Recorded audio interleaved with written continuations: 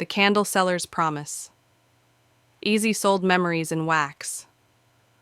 Her stall at the Osu night market was modest, a wooden table draped in indigo cloth, rows of hand-poured candles in glass jars, each labeled with names like Rain on Old Wood, First Harmattan, Mango at Midnight.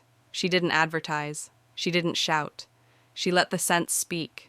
Every Thursday he came, tall, quiet, always in a charcoal shirt. He'd browse for a moment, then pick up the same candle, Rain on Old Wood. He never spoke, just paid, nodded, and left. Essie noticed everything, the way he lingered near the jar before touching it, the way his eyes softened when he inhaled, the way he walked away slowly, as if carrying something fragile. After the fourth visit, she began leaving notes inside the candle box. The first was simple. This scent reminds me of my grandfather's porch after the first rain. The next week, he returned. Same candle, no words. But when she opened the box later, she found a reply tucked inside. It reminds me of her. She loved the smell of wet wood. Issy's heart stuttered. She wrote again. Was she your wife? The reply came, yes. She died last year.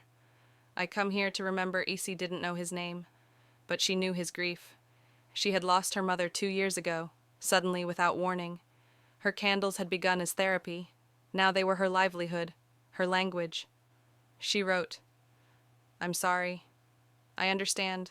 Grief has its own scent. He replied, it does. Yours is the only one that speaks it. Their exchange continued, notes folded like origami, tucked between wax and glass.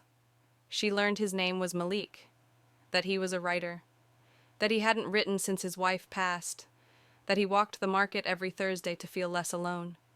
She told him about her mother, about the way she used to hum while grinding pepper, about the silence that followed her absence. One Thursday, he didn't come. Essie waited. She lit a candle at her stall, Rain on Old Wood. She watched the flame flicker, hoping it would summon him. He didn't come the next week either. She wrote a note anyway. I missed you. I hope you're okay. She placed it in a candle box and kept it behind the table. On the third Thursday, he returned, but something had changed. He looked thinner, tired. He picked up the candle, then paused. I'm sorry, he said softly. I was in Tamale.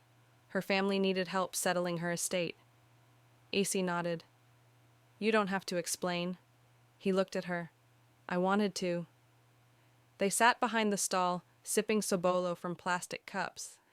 The market buzzed around them, vendors shouting, children laughing, drums echoing from a nearby bar. But they were in their own world.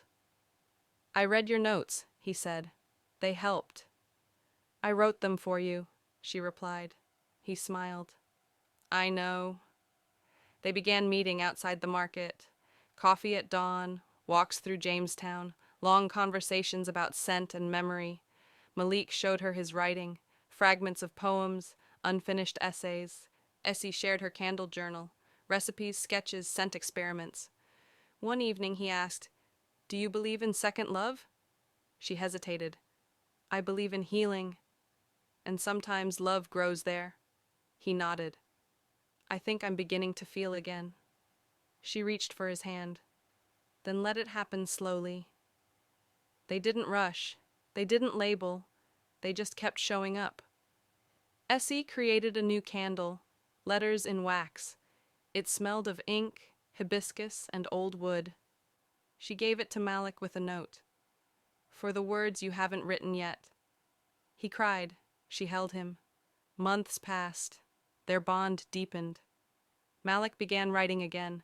Stories of grief, of scent, of a candle seller who taught him to feel. Essie's stall grew popular. People came not just for candles, but for comfort. One day, Malik brought her a manuscript. The Candle Seller's Promise. It was their story. She read it in silence, tears tracing her cheeks. At the end, he had written, I promise to keep showing up, to keep remembering, to keep loving. She looked at him. Then I promised to keep lighting the way. They kissed, softly, like a flame catching wick, and the market glowed a little brighter.